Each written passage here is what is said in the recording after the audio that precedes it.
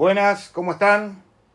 Bueno, acá les quería mostrar, aprovechen que no en muchas sucursales de Easy quedan estos maletines Robust, ¿eh? Muy lindos maletines.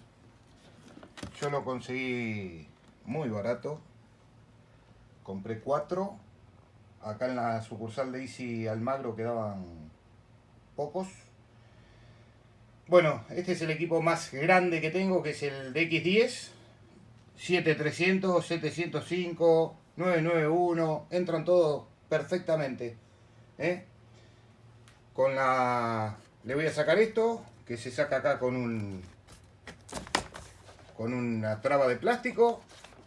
Le saco el porta herramientas y le voy a poner la espuma de huevo maple, tipo la de sonido, el aislante acústico, y con eso excelente.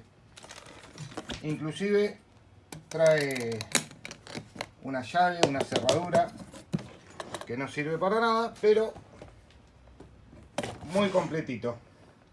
Bueno, espero que les sirva el dato. Chau chau 73, hasta la próxima.